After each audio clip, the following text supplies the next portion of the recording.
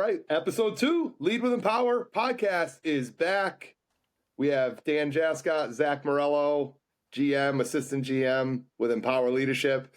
Zack, what's cooking? How's everything going? Going well. I'm getting to get a lot of work done, and these podcasts are really making me step up my game. So Yeah, love it. going well, yeah.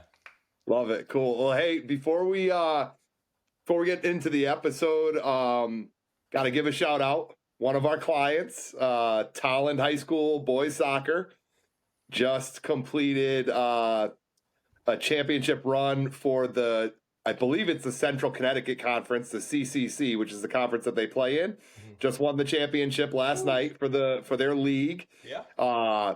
And Coach Kokomo, who I've been working with now for like 5 years, maybe right around 4 or 5 years, was his first time beating as the head coach, first time beating Hall High School, and they won in penalty kicks. So it went draw during regular time, and then they won 4-2 in penalty kicks. So I bring it up. One, it's awesome that they won their conference title. The boys are psyched. Saw some great video footage on social media today.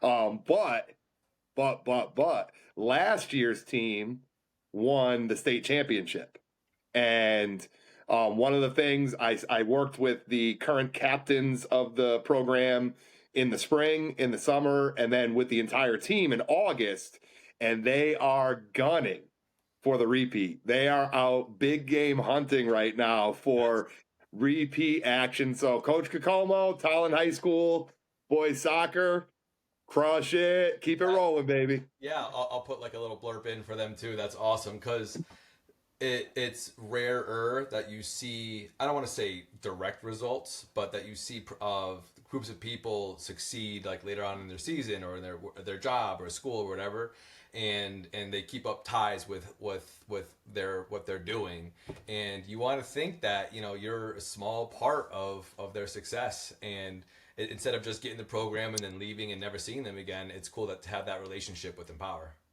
Yeah, no, it's awesome, and I love working with Coach. Coach Kokomo's freaking absolutely rock solid.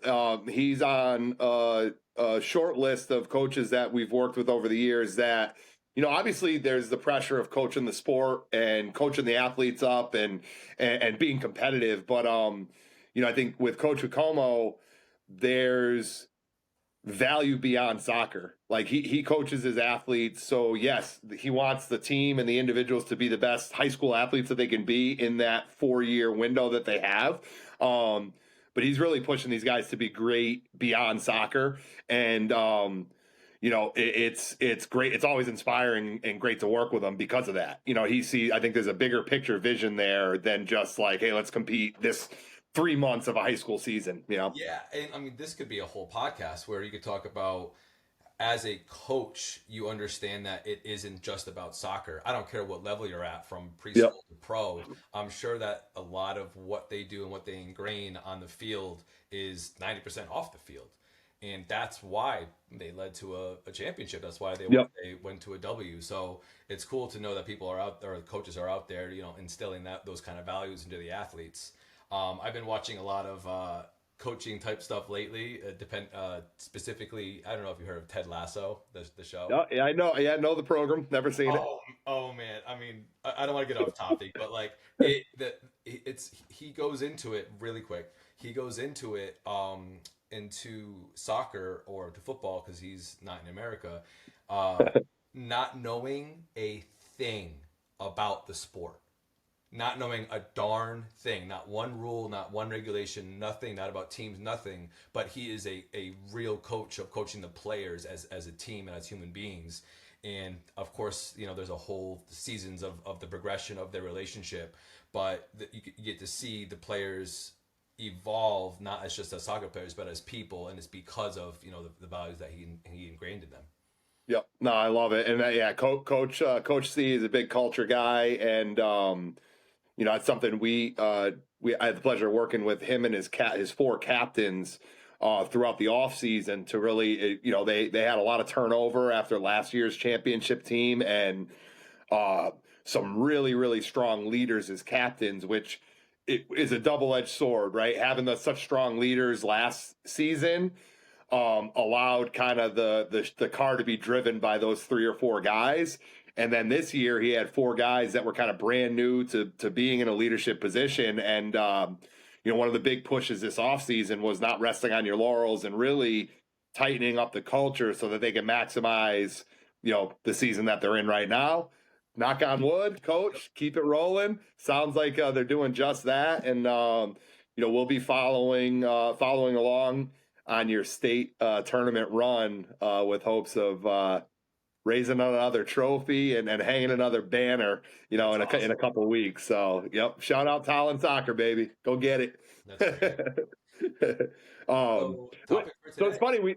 We bring up we work obviously with different types of groups, and we bring up a high school sports team. Wasn't on our agenda list, but I thought it would be relevant here. And it's funny because, and I know you've started to experience this as well. But we're on the phone with a potential client, right? Potential partner. And one of the first questions that we receive is, tell us about these types of activities and how physical are they? And our group isn't too keen on running around too much and all that type of stuff. And, it's a kind of a cool segue for our topic for this episode of the podcast is, our different kind of experiences for the different group types that we work with. So have you had any of those types of conversations, Zach, since you kind of started to get your footing in the sales process? And I guess bring up some thoughts, concepts that come to your head from some of those past conversations. Yeah, I mean, I've had conversations with potential brand new start from scratch clients, and like you said, those questions come up what are we doing? What is this? So a lot of people are calling not really knowing what we are, which give them some credit, just to put themselves out there. But they call in just to get some more information. And obviously after some experience at different kinds of programs, I'm able to kind of veer the conversation of how we can help.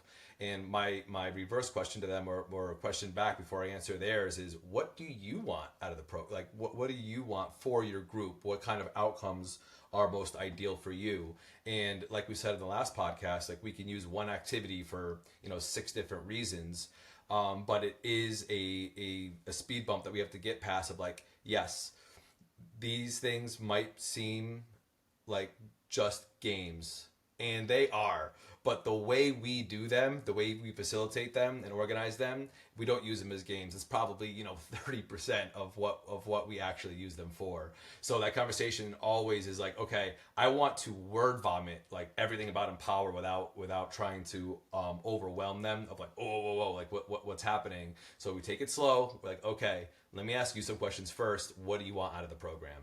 And that way that we can really explain what Empower does. Yep. No, that's great. And for this episode here today, we're going to talk a little bit about what facilitation actually is. Mm-hmm. We're going to talk a little bit about, not necessarily getting into the specific different types of groups that we work with, but at a higher level, 3, I guess for a lack of a better term, 3 different program styles that we offer for groups.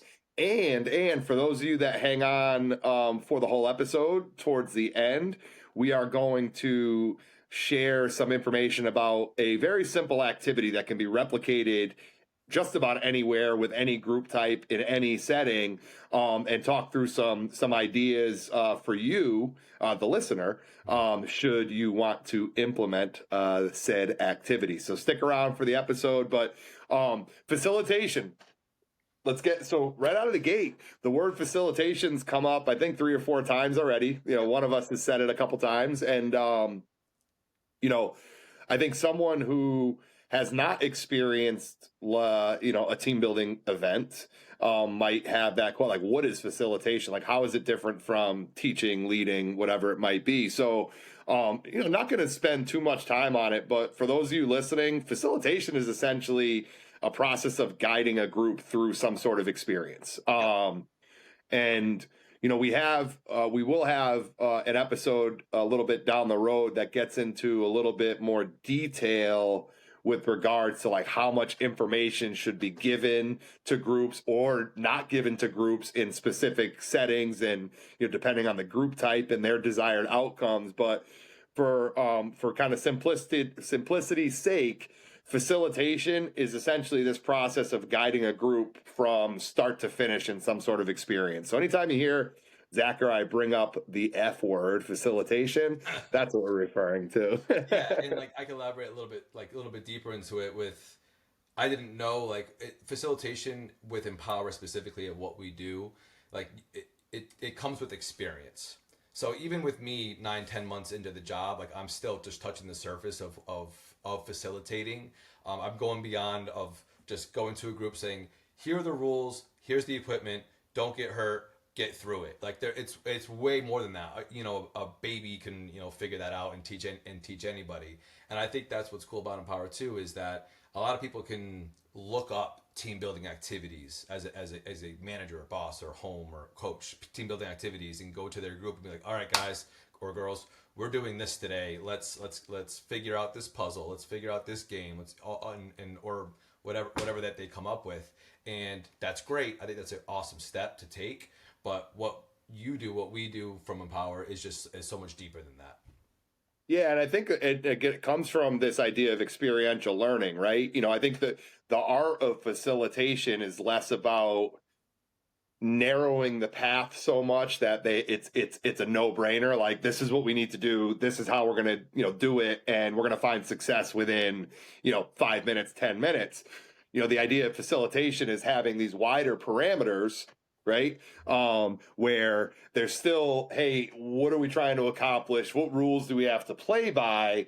But then there's this idea of exploration for the participants. Like, we're not giving them the paint by numbers instructions for how to get from A to B. Again, going back to facilitation, it's all about guiding. So it's kind of presenting that initial bit of information, providing whatever the parameters are, the framework is that you want the group to work within, or the group wants to work within, and then reading the room. And we've talked a lot about like getting the water to boil without it having, without it boiling over. So like, finding that time to stand back, observe, maybe let the group experience some struggle, frustration, and even some conflict, but then kind of keeping your thumb on the pulse of what's happening, so that, hey, we know when to step in. And again, some mini debriefing tools that we'll get into down the road in future episodes. Like, instead of us telling them what they need to do to find success, can we ask the right set of questions to get them to reflect upon initial experience, identify why what's happening is happening, and then try to make some sort of positive change to make progress towards completing the task or the challenge. Yep, that is 100% right. And one of the first things that I learned, not just watching your programs, but facilitating my own, of the great word for what you said is read the room. And that 1000% comes with experience. You have to do 100, 200, 300 different programs to really understand how to do that. We have, again, another podcast, but we can get into detail about if they're moving too quickly, if they're trying in the wrong direction, if their head is only in the puzzle and not why they're doing it. So we can talk about that another time. But I will say the last thing is, and this we can get into detail about, is one of the first times is you had me participate in a couple of the programs. And that really got me, because I'm a hands-on person, that really got me understanding, like, oh, this is the frustration that the teams are having, or this is what I have to overcome to get to my goal. And me, like, literally a part of that activity and not any part of facilitating got me like, okay, this is kind of cool. Yep. And that's you. And I think you just said it, like, you having that physical hands-on experience is what really unlocked like the door and unlocked this understanding, or this level of understanding that wasn't there previous.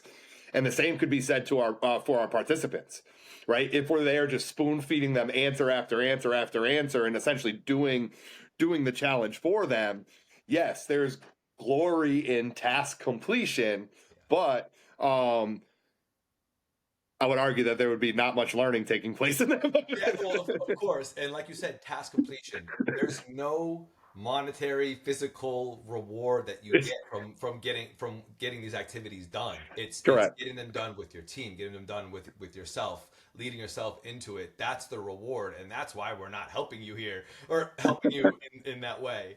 Where I mean, like, again, one of our things is in plain sight. You're finding a 10-cent little black pen, and Inflation, it's up to like 50 cents now, you know what I mean? okay. But So 50 cent, we got to get that pen back. But yeah, that's the reward is you're as a 50 cent looking for a 50-cent pen, but like the process to get there is really the reward. Yep, yep, no, 100%. And going back and this is really going to be the meat of our little conversation today. But you know, you talked about that initial conversation that you've had the pleasure of experiencing with clients or potential clients. I've definitely had a bunch of those over the years as well. And you know, almost to backtrack a little bit, when you look at um you know their goals for the program and like what the client wants to take away from a potential experience with us, and there's almost a step before that, and that's kind of gaining an understanding about, you know, who the group is, Hmm. right? So you know, for us, typically we will lump our programmatic group types into four buckets. So we have adult, we'll have youth, we'll have college, university, and then we'll have sport teams, athletes. Um, and then, you know, it doesn't take much peeling of the layers to realize, hey, within the adult group, there's all sorts of different types of kind of subcategories under that or within that bucket. And the same can be said for youth, college, university, and your athletic teams. You know, even this summer, you know, we did, I think, in the span of maybe 2 weeks, 4 or 5 different sports leadership programs, and one of them was with a bunch of high school student leaders that were representing the Southwest Conference here in Connecticut. I think, you know, there was like 14 or 16 schools, each sending 10 student leaders from their that are obviously involved in athletics Hmm. for this full day workshop. You worked with the Tolland High School girls soccer program. I worked with the boys soccer program. We had a great program with Amherst Leads, which is a leadership enrichment program up at Amherst College for all their student athletes. So just within that simple category of sports, you know, in a 2 week span, we saw about 4 or 5 different kind of style of programs within that. And, you know, kind of um, looking at those different group types, when we have those conversations with clients, that's the most important information we can garner from that conversation is who is the group, how how well do they know each other, what is their day-to-day functioning look like, sound like, feel like, what are some of the strengths that they have, what are some of the challenges that they face, and then kind of working our way towards, hey, what do you want them to get out of this experience, and all that information that we'll earn, I guess, over the course of that conversation is what really allows us to truly put together something that is customized for that group, for those outcomes, for whatever they're going through in a you know, in that point in time, I guess, in their livelihood, whether that's at work, home, school, on an athletic field, whatever it might be. Yep, and I like you said, customized because I've said it a couple times already. Now we could take one activity, and it's going to be you could use the one activity for elementary to corporate adults, and that's great. But we do pick out the activity themselves depending on what that group is. So, like you Yeah. said, a group of leaders to a group of new athletes to a group whatever it might be. It's not like we're going to take one activity like this is it. This is the one that we're always going to use for everybody. That's crazy. So we do tailor the activity to that group depending on what their outcome wants. Yep. Yep. And then, you know, one of the things that we, you know, you and I have talked about quite a bit, we try to bring into our programming is not only putting together like a sequence of activities that's group appropriate, that meets their desired level of physical intensity, Yeah.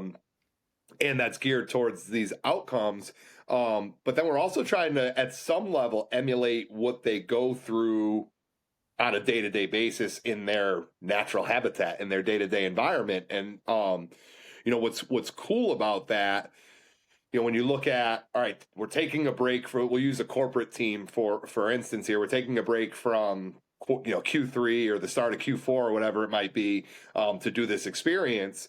What's great about, I think, doing some sort of like off-site or contracted team building event, whether it's with us or somebody else, is the risk of like hitting numbers, hitting goals, maintaining a level of customer service or quality assurance, whatever your industry is. It's kind of paused for that moment when they're out of the office or out of the warehouse or whatever it might be.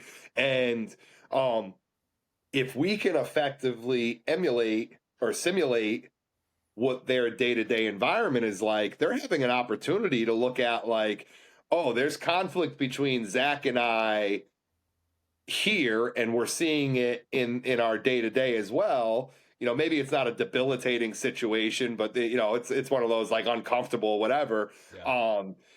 This is the time to solve it because there's not really any real world risk involved. Like, you're not going to lose a client. You're not going to, ruin your workplace's streak of safe days without incident or whatever it might be. So You're not getting fired or cut from the team, yeah. Like in a sports team, like they're not going to lose a game during one of our programs, but if they can confront that challenge, whatever it might be, they have a shot to avoid losing that game or one of those games during their season when the season begins. So, Yeah, a good example of that is I just worked with a team that had individual star yep, athletes, and like they were incredible players individually, and they were brought all over the state to come together and form this one major team. And what do you think the problem's going to have there?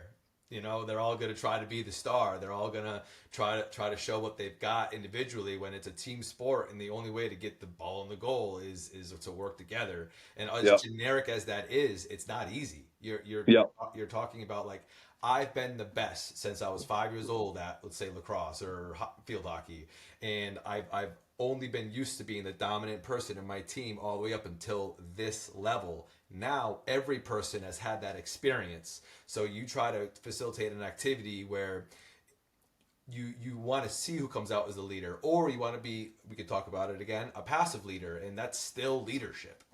yep, yep. No, that's great, and it's funny when, I guess not funny, but it's always like an aha moment when we get to see participants have that realization of that, like, hey, what we're doing physically right now doesn't mean a single thing towards whatever Right. sport we're playing or whatever our office does for work or whatever we're doing, like whatever school project that we're doing, but kind of how we work internally and then with the people around us through these fake challenges will help us be better prepared to overcome the real ones when they pop up, which is pretty Yeah. cool. And going off that just a little bit is it's really, really interesting to see from a facilitator who's experienced, all these hundreds of programs where you see like some teams come together so quickly and they can get the ball in the bucket or they can finish the puzzle in half the time or less than teams that are athletic, teams that are quicker on their feet, teams that are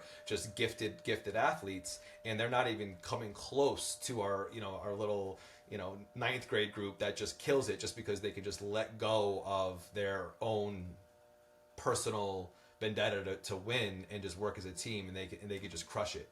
So that dynamic is completely different depending on who's playing. Yep, which is pretty cool. Like the idea of letting go of like personal accolades for the Yep. benefit of we, which is something that we really try to promote through all of our programming. Um, I'll fully admit it. I don't think I've spent a lick of time in my own personal professional career in the corporate world. Mm-hmm. Prior to Empower, was in education. I was a high school, middle school teacher. Um, from your experience, and I know it's been a little bit of time, um, what were some of the common without getting into too much detail, what were some of the common challenges that you faced in your corporate world experience, whether it was you internally or managing a team of people? And if hindsight is 2020, like what would you have liked to see? Like if you were to say, hey, here was this situation, I would have really loved to have some sort of experience. Like what would you have hoped as a team manager? What would you have hoped to maybe get out of an experience for your Oh, team? Yeah. I got to answer lining up for you. So, This was not rehearsed or practice either. I I know, just saw yeah. the Well, this he is just what I'm here popped. for. So I used to manage a gym. So I was the GM for a couple of gyms, and within the gym, without going into specifics, there's always different departments in the gym. And there's a sales department, there's a front desk department, there's a PT department, and then there's a manager department, but we won't talk about that one. So sales, PT, or a physical therapist or trainers, and then front desk, and they didn't know each other for crap. It was their own little world here, little world here, little world here, and guess who blamed when things didn't go well that day, that week, that month, that quarter? They blamed the other department, and they're like, oh, I'm not getting these clients because of this team or this person on this department, or I'm not getting in front of enough people because sales aren't bringing the people in, or sales aren't getting enough commission because it became such a war between the departments. So one of my jobs was like I was like the traveling GM. I would go into a building and take over, see what's going on, and try to fix it. And that was always, no matter what issues that the company was having, that was always a problem, that the departments were separated. And I don't think it was a perfect solution, but what I loved to do was kind of have each other do each other's jobs. And not in the sense of I'm going to take your job, but at least come and observe what I do for a day, or come and sit down next to a desk and witness these phone calls, or come at the front desk and greet clients or customers that are coming in, the 500, 1,000 that would come in a day, and like see what I go through. And it showed the challenges that each other were going through during that time. Yep. It goes as far as, so I said there's a managing team. So the managing team will have a sales meeting every week, or a sales meeting every day, and then the front desk manager will have a front desk meeting, and so they have different meetings, which is great. I required it. It needs to happen. But I infiltrated in, like, we're having total all group team meeting. Everyone. I want every department there at least once a month, just so we can hash out what's going on and what needs to be done without doing this and just pointing fingers at each other. Yeah. But yes, on the nitty gritty, do each other's roles for a day, and it just got that level of respect. Like, oh, this sucks. I'm so glad I'm a personal trainer and not the front desk. And the front desk people are like, you know what? I couldn't talk to one person for that long or try to train them for that long. I respect what they're doing. Then sales is like, how many cold calls do you make a day? I can't make what. So like, they, even if it's not a perfect solution, they understood what each other did, because they got hired at one role. They do that one role for years, and they never really knew what goes on the other sides. So having them experience that was always a plus. Yep. And that's and again, kind of some common sense stuff here, but like the better the understanding of the different roles, the greater the appreciation. Yep. And when there's appreciation, it might be, hey, Zach, I'm in a different role or different department, but what can we do to help you facilitate things along in your department, and vice versa? And it starts to break down some of those walls that can develop, and really create true collaboration, not just within a bucket of people, but between all of those different silos or whatever buzzwords you want to throw out there. And it's cool that you mentioned that, because that's something we've done and will continue to do in our programming. I'll take the phone, the other end of the phone. If you were the client who's saying, hey, I have this issue with some beef between these 3 or 4 different departments, okay, well, how do we simulate that type of setting in a low risk environment with hopes that the participants learn something, experience something that'll then help them be better equipped to handle it in the real world, or in their day-to-day environment. We can look at an activity where, the matrix, for instance, is an activity where people have to build Lego structures. Once Yeah. again, it sounds very simple. But in that activity, the goal is to build two different structures that are a match to one another without seeing what the other structure is. Yeah. And the only way to do that is to perform, to split our group up and have them perform these three very different roles that have very different responsibilities and very different rules that they need to play by. Mhm. And in certain instances, I've seen participants be like, "Who cares about what they're doing? Let's just get our part done as quickly as possible." And that usually turns out into a dysfunctional Lego house. Mhm. But then we've also seen other roles that are super intentional about, or other individuals or groups that are really intentional about, hey, how do we do this role to the best of our ability for our own accountability and task completion, but also to set the people up, whoever we're passing the baton to set them up for success when they have to take over. And Yeah. that's, And um, not only do we see that on literally every program that we do, but on a micro version, we take people and tell them to get yourselves in groups. And what happens immediately, whether it's department or whether it's their part on the field or if their best friend, boom, they get sucked into the people that they're comfortable with. And I think a good way of putting it is get comfortable being uncomfortable, because that's life. That yep, that's just what you're going to experience in life. And the more you do it, the more uncomfortable you get, the less uncomfortable you're going to be in situations like that. So having to force people to work with each other and to get this little task with Legos done with people that they don't normally work with is such a blessing, because they're going to use that everywhere else. yep. And then they're going to have this tangible physical experience, Mm-hmm. albeit trying to build these matching Lego houses, that they can then say, hey, these actions led to successful completion. These actions made it a little bit more challenging for us to get from start to finish in the initiative. How do we maintain the pluses and improve upon the minuses, tomorrow when we get back to the office? And that's what I think is so cool about it. Like, the fact of the matter is, if your Lego house sucks at the end or you don't get a match, it's, again, no one's winning a cash prize for having the best Lego house match. But so there's not really this risk involved in the activity, but the reward is great, right? The reward of potentially being better suited to navigate those challenges down the road is invaluable. Yep. I mean, that's the big. I mean, our thing is bleh, can mumble, is takeaway. Like, what are we Yep. taking away from this Empower program? And it's not money, it's not a trophy. It's what you're going to use as a tool back on the field, back at school, back at corporate.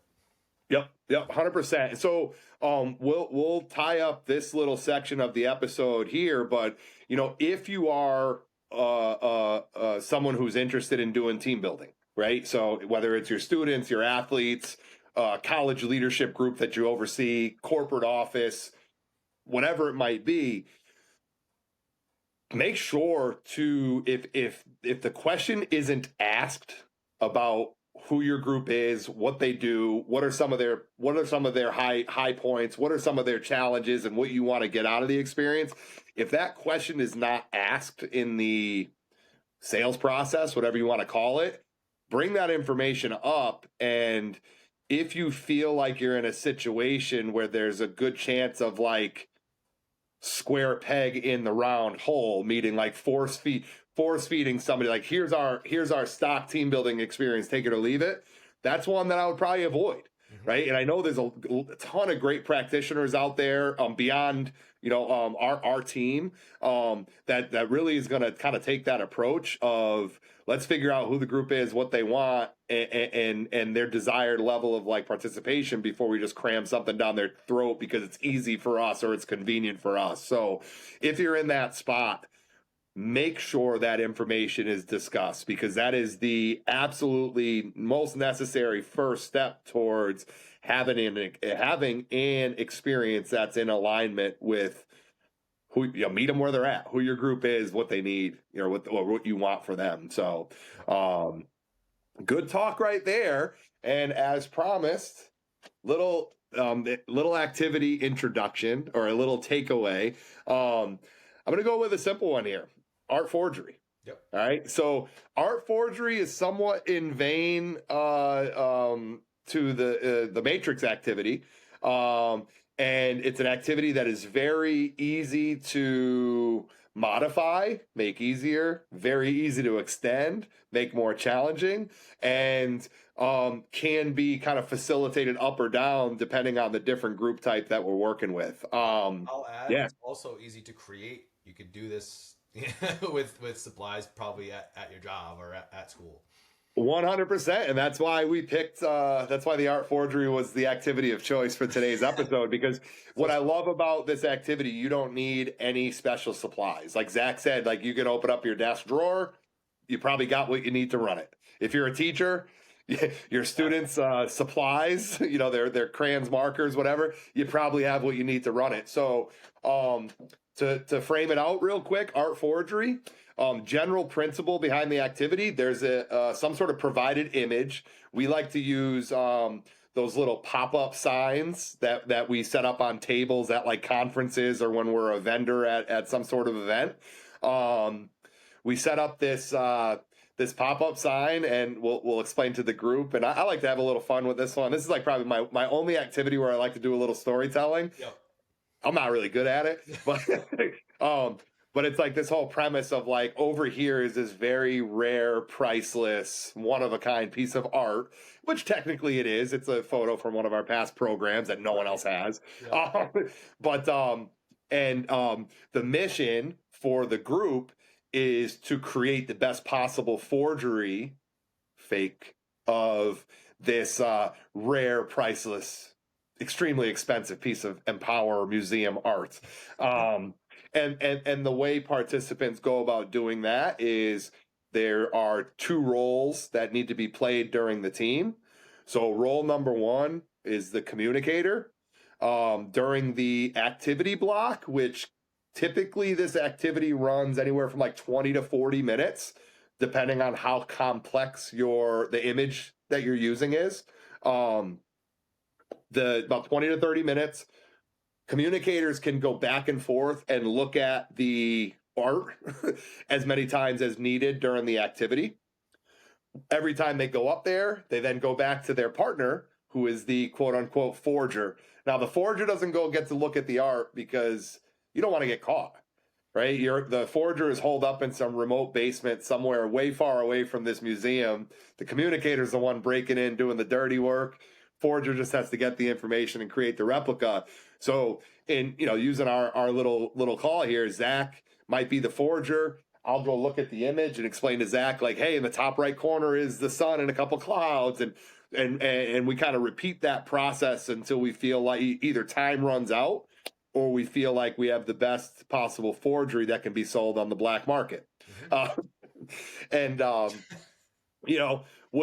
What's cool about that activity, a couple things. One, in its most global terms, you're looking at how to effectively communicate. If I say, Zach, put a sun on your paper, there's a very high chance that the sun is not going to be in the right spot.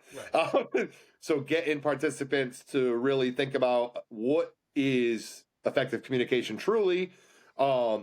2, it brings up this idea of the communicator advocating for themselves. So like if I explain, hey, Zach, you're going to draw this, this, and this, and you're going to put them here, here, and here, and Zach's looking at me wide-eyed, encouraging Zach to be like, I don't understand what you're telling me. Can we break it down maybe into smaller parts? So this idea of advocating for yourself when you don't know or you're not 100% certain as to what's going on. And then it also gets into helping participants gain a better understanding of where their strengths and weaknesses lie. It's funny in that activity. I don't know if this experience is the same for you, but about 99% of the time, I'm not good at drawing. Yep. Yeah. All right. And we're like, listen, we're not hanging this up on a Route 9 billboard. Yeah. So it's less about are you good at drawing and like can you take in information and execute. Right. And of course, it's never about the drawing. And Yeah. in any of our activities, it's not about the ball tossing. It's not about anything like that. That's not why we're doing it. And I'd say 90% of the time, I have a lot of people ask, "Can we switch roles?" Yeah. Yeah. Like um, we're 10 minutes in, you've got pen to paper, and now you want to switch roles. Essentially, you want to go see the painting and or the piece of art. And the other thing is like, you know what? I picked the wrong role. But we use that as facilitating or as a facilitator of when people say that, like, okay, but why do you think you have the wrong yeah. wrong role? There we go. Wrong role. That's a mouthful. Yeah. Yeah, yeah, it is. So why do you think that? And we can talk through how we can successfully complete the task, even if you think you're in the wrong place. Yep, 100%. And I think what I like about that activity as well, like again, two simple roles. One looks and explains, Mm-hmm. one hears and executes. So it makes it pretty simple for younger participants to be able to play to strengths. Like, yes, I'm someone that's really good at looking and explaining. Okay, cool. You should be a communicator. I'm someone that's really good at listening and doing. Awesome. You're the forger. What's cool about that activity as well for adult or higher level, like, maybe college leadership or a high school leadership group, you can also facilitate it so that kind of to simulate what you discussed earlier about the different roles in the gym setting. Yes, on a day-to-day basis, I'm really good at looking and explaining, and Zach is really good at listening and doing.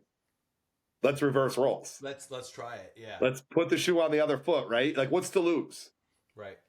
What's to lose? And all that does is it helps both parties gain a much greater understanding of and appreciation for, like, wow, I always complain about Zach and him not being able to do X, Y, but man, this job is difficult. Maybe when I'm communicating to Zach next time, I need to do things a little differently. Yep. And vice versa. So Art Forgery provides some sort of rare piece of art. It could be a poster, it could be the cover of a book or a magazine, could be some sort of like pop-up sign that you have handy, it could be something relevant to what you do for work or what content you're covering in your classroom, could be relevant to the sport that you play or coach or teach, whatever it might be. And then you have two roles to complete the task which is to draw the best forgery of the original piece of art. Those two roles are communicators, can look, can explain, cannot draw. And then your forgers, who can listen, ask questions, and then try to draw, but they don't get to see the original image until the activity is over, which is always makes for a fun reveal too. Like at the end of the activity, you got like 10 teams finishing up their drawing, and then you turn it around and it's just like this. Yeah, it's a combination of like a hush and laughing at the same time, like over the group. They're like, oh. Yep. And it's cool to see the groups that, not won, but did really well with it. They see it, they're like, yeah, you know what? Ours looks pretty dang similar to that. And then you have other groups that are like, oh, we didn't do this right. But you're gonna go home and hang that on the fridge? Right, yeah, nope. And then just in closing, it's like what's really cool about that activity is it's super flexible as far as like the organization of it. So what I just described would be all the participants working in pairs, one communicator, one person drawing. Pretty linear, clean line of communication. We've done versions of this when instead of being in teams of 2, we'll have them in teams of 4. So there's 2 communicator forger pairs, and then we can either say like, hey, both of you have to draw the image, and whatever one you think is best is the one you'll present at the end. Or we'll say, hey, Zach, you and your partner, you're going to be responsible for the top half of the image. Dan and his partner, they're going to be responsible for the bottom half of the image. And then at the end, you'll put that together. And then you could do that same principle with groups of 6 or groups of 8. Mm-hmm. Group of 6, each pair is responsible for a third of the image. And then for a group of 8, each pair is responsible for a quarter of the image. And then if you want to look at, a higher level like corporate setting, what's cool about, say we are in a group of 8 and there's 4 communicators and 4 forgers, not only does it require this element of effective communication between each of the pairs, Zach is the forger and myself as the communicator, But then it requires this collaboration between the 4 communicators. How am I going to know where I'm drawing the line to what to explain to Zach, and then the other communicators taking over at, to the left of that line? So it really kind of ups the level of intensity, I guess, with regards to role performance, communication, and effective planning and execution of the plan, which is a pretty cool version of that activity, having the multiple pairs going at once. One of the things that I learned through Art Forgery 2 is I assumed that the communicator was going to be the one to talk, attention to detail, all this, and that might be true. But a vital role is the forger has to ask the right questions. And I think that if you have obviously both ends have to do 50-50, but if you have a strong forger who listens and understands and then has another question on top of it to be like, okay, tell me exactly, could be anything, where to put on this paper, it comes out a little bit cleaner. And then a communicator gets to learn more about how the forger learns as well. Yep, 100%. So like that idea of not advocating for yourself, but also advocating for your teammate, right? If you don't understand it, kind of continue to ask these probing questions, and organically, your communicator is going to gain a better feel for, all right, this is how Zach wants to receive information. And as a teammate, as a leader, I want to make sure I'm giving that information to him, not in a manner that's convenient to just me, but that's workable and convenient to both of us, which is pretty cool. Yep. What's also, go ahead. Sorry. I was going to say a little icing on top. If you as the audience is going to try Art Forgery, is to use pen, markers, and crayons. Don't let your people use pen and pencil, because the whole point of being able to draw and erase is not part of the program.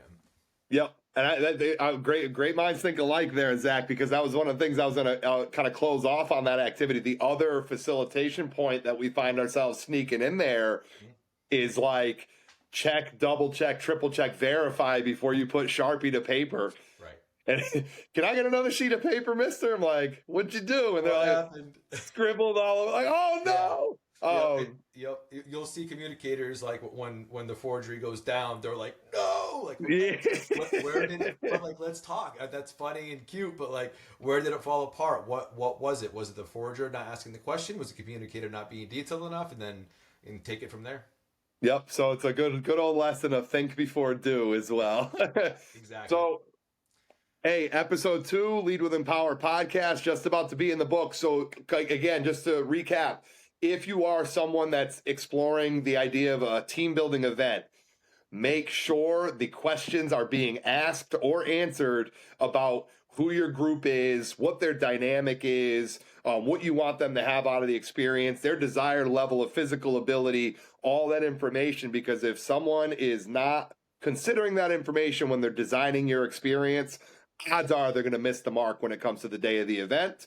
And again, in closing, one of our favorite activities, and it's very fluid and flexible for the variety of group types that we work with, Art Forgery Initiative. All you need is some paper, some sort of image, and some drawing utensils, and some space to draw, and you got a heck of an activity there. Lead with Empower podcast, episode 2. Zach, boom, hammered it.